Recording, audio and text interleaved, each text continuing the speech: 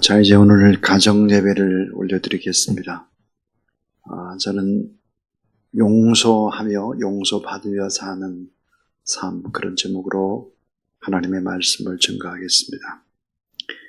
독일의 라벤스부르크 수용소에서 온갖 학대를 받은 아주 유명한 코리텐붐 여사는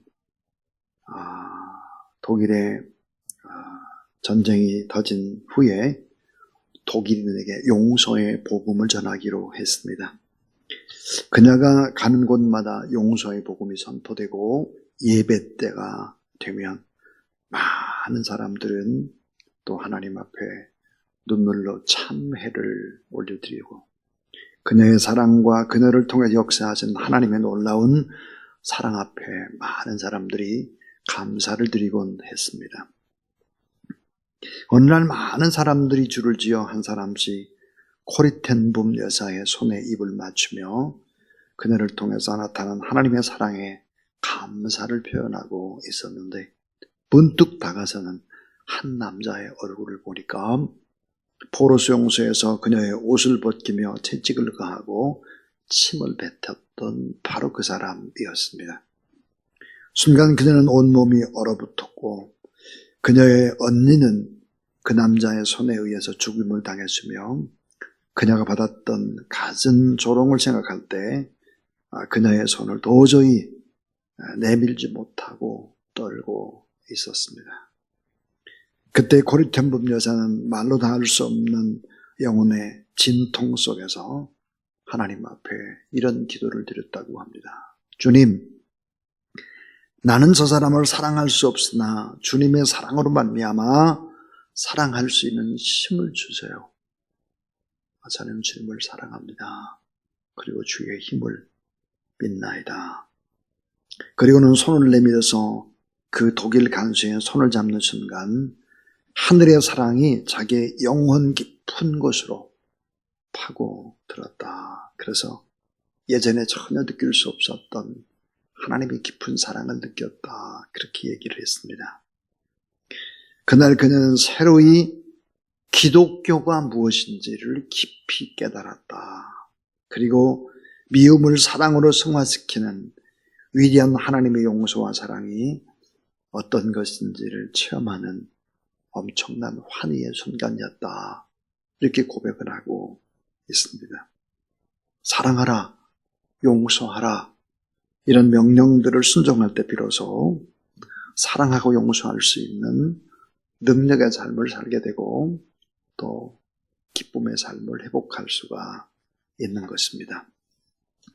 오늘 주기도문에 우리의 죄를 사하여 주옵시고 그랬습니다. 우리가 하나님과의 관계에서 가장 어려운 점이 있습니다. 그것은 자주 하나님 앞에 죄를 지켜야 된다는 것이죠.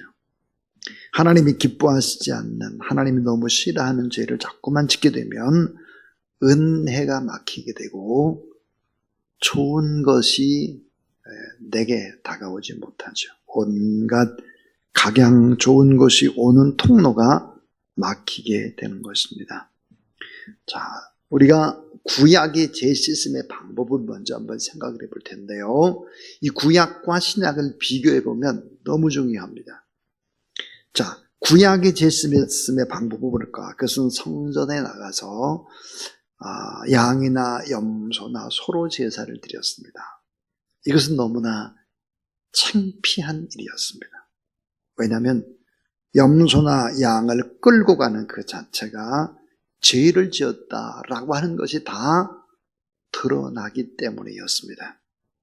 죄를 지은 것을 다 알았습니다. 제사장만 아는 것이 아니라 온 동네의 사람들이 다 알았죠. 양, 염소로 제사를 드려야 했기 때문입니다. 또 금전적인 손실도 너무 컸죠. 양, 염소를 잡아야 하기 때문에 금전적인 그런 부담도 만만치 않았습니다.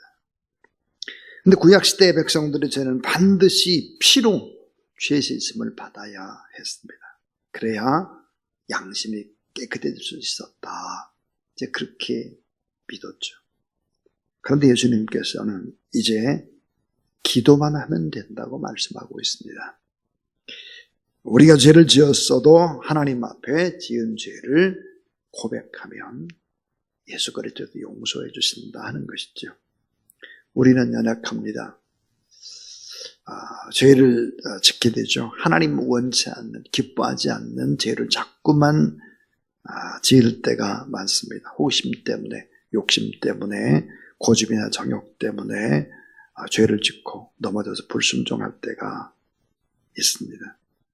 우리가 자꾸만 죄를 지으면 어떻게 될까? 마음에 답답함을 느끼고 불안함을 느끼고 예민해지기 시작하고 하나님의 은혜가 막히고 비참한 인간, 일그러지는 초라한 자화상을 보기 시작하는 것입니다.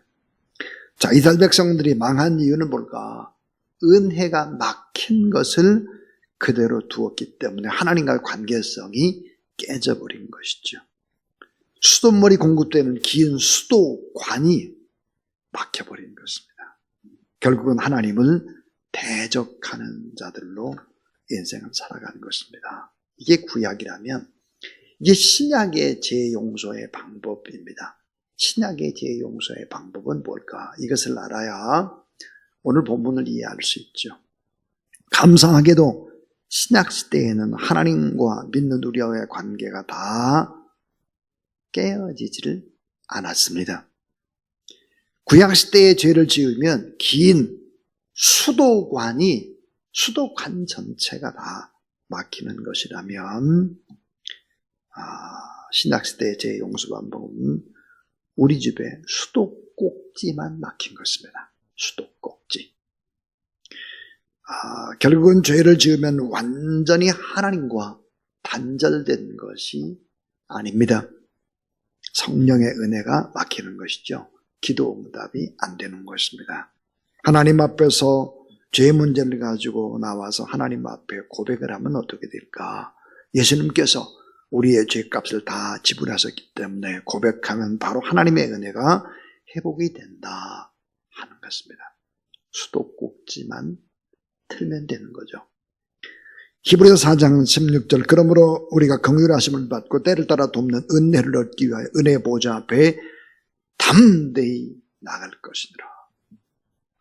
일전에도 소개했습니다마는 은혜의 보좌 앞에 담대히 나가라. 이 말은 뻔뻔스럽게 계속해서 반복해서 그런 말입니다. 히브리서 5장 7절 그는 육체에 계실 때 자기를 죽음에서 능히 구원하실 이에게 심한 통곡과 눈물과 간구와 소원을 올렸고 그 이후에 경외하심을 인하여 들으심을 얻었느니라 그랬습니다. 그래서 우리가 우리에게 죄 지은 자를 사해 준 것 같이 우리의 죄를 사해 주십시오 주님. 그렇게 이제 기도를 해야 하는 것입니다. 자, 우리는 여기서 세 가지 중요한 진리를 배웁니다. 그 첫 번째가 뭘까? 나는 하나님의 용서 없이 살 수 없는 존재입니다 하는 거예요.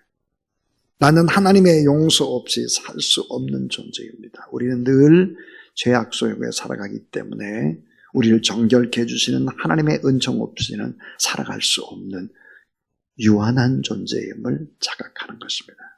우리의 죄를 사하여 주옵소서. 이 죄가 뭘까?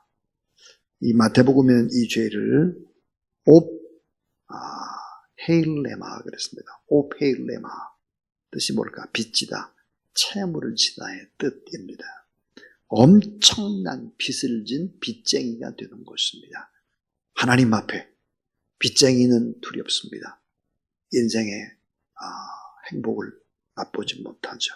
너무나 많은 채무를 진 채로 살아갈 수가 없죠. 그것은 채주의 종이 되기 때문입니다.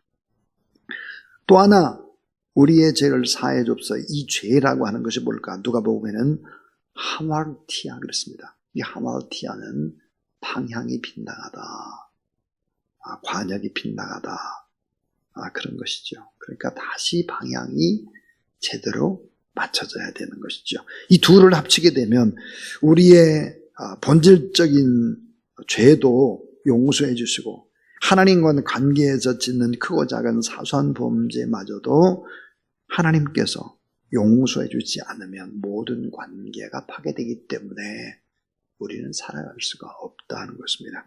근본적인 죄와 일상적인 생활의 범죄, 이런 모든 죄에서 용서함을 받아야 살 수 있는 존재다. 그러니까 용서 없이 살아갈 수 없는 존재다 하는 것을 말씀하고 있습니다. 두 번째는 하나님의 용서받은 자는 반드시 남을 용서할 수 있다 하는 것입니다.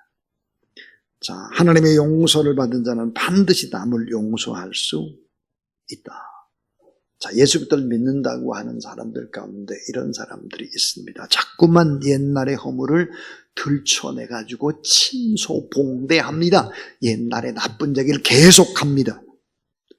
용서가 안 되고 용납이 잘 안 돼서 자꾸만 분노가 터져나오는 사람이 있습니다.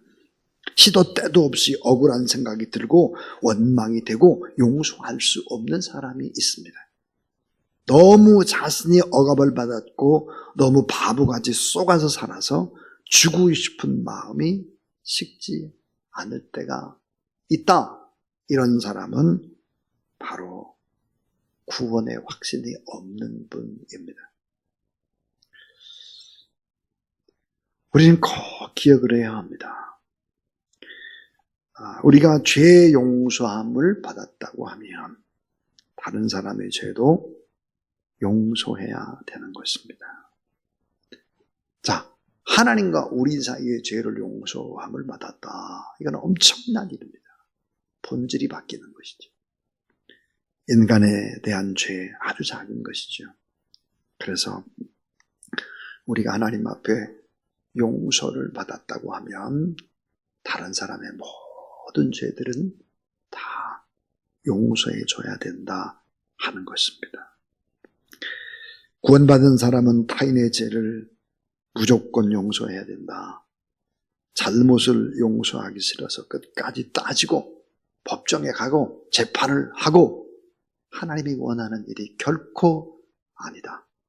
이렇게 성경은 못을 받고 있는 것입니다. 왜 그럴까요? 이것이기 때문입니다. 용서는 내가 살기 위해서 하는 가장 이기적인 사랑이기 때문입니다. 용서는 내가 살기 위해서 해야만 하는 가장 이기적인 사랑이 바로 용서입니다. 그래서 반드시 용서해야 된다. 칼빈이라고 하는 사람은 이런 유명한 얘기를 했습니다.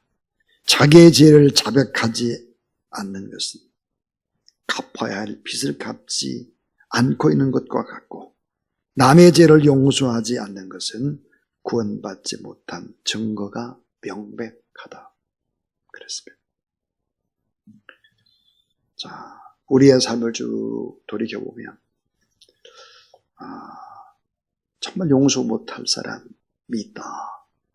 정말 그 사람만 생각하면 분노가 터진다. 다시 생각해 봐야 합니다. 내가 구원받은 사람인지 내가 하나님을 믿고 사는 사람인지를 돌아봐야 할 것입니다. 마지막 세 번째입니다. 자, 용서받고 용서하는데 가장 큰 걸림돌이 있습니다. 용서받고 용서하는데 가장 큰 걸림돌은 뭘까? 그것은 바로 나의 자존심과 위선의 탈입니다. 나의 자존심과 위선의 탈. 우리가 하나님 앞에서 죄의 용서를 받았는데 가장 큰 걸림돌, 용서 못하는 걸림돌, 자존심이죠. 하나님 앞에 나의 비참한 모습을 잘 드러내지 않으려고 하는 모습, 모든 것들을 다 보시고 아신 하나님 앞에 위선의 탈을 쓰는 것입니다. 이것은 가장 위험한 것이죠. 하나님 앞에 모든 죄를 다 드러내놓는 정직이 중요합니다. 하나님 앞에서. 그리고 겸손의 모습이 중요한 것이죠. 눈물, 콧물 흘리는 예배, 가슴이 아파서 너무 주님께 죄송해서 고개를 들지 못한 모습, 이런 모습이 진짜 우리의 모습이 되어야 하는 것입니다. 하나님이 원하는 것은 우리가 죄를 지었을 때 고행도 선행도 아닙니다. 우선 해야 하는 것은 하나님 앞에 정직하게 솔직한 모습으로 그렇게 하나님 앞에 사는 것입니다. 자, 우리가 하나님 앞에 솔직하고 정직하게 고백했을 때 어떻게 할까? 결국은 우리가 우리에게 죄 지은 자를 사해 준 것 같이 우리 죄를 사하여 주옵시고 그랬습니다. 나의 모든 허물들을 다 용서받은 우리가 이웃들을 다 용서할 수 있어야 된다. 자존심을 하나님 앞에 내려놓고 가식과 위선의 탈도 내려놓고 어린아이 같은 정직함과 솔직한 마음으로 십자가 앞에 나를 내려놓고 내 가슴을 치면서 울고 다시 회복하는 과정이 있어야 남의 허물을 덮을 수가 있는 것입니다. 자, 용서받으며 용서하는 삶에 관한 이야기였습니다. 나는 하나님의 용서 없이는 절대로 살 수 없는 존재다. 또 하나님의 용서를 받는 자는 반드시 남을 용서할 수 있어야 한다. 용서받고 용서하는데 가장 큰 걸림돌은 자존심과 위선의 탐입니다. 마지막 결론은 이것입니다. 우리가 용서하지 않으면 마귀의 지배한 공격이 계속됩니다. 마귀의 지배한 공격, 그 흠을 노려서 계속해서 공격하게 된다는 사실입니다.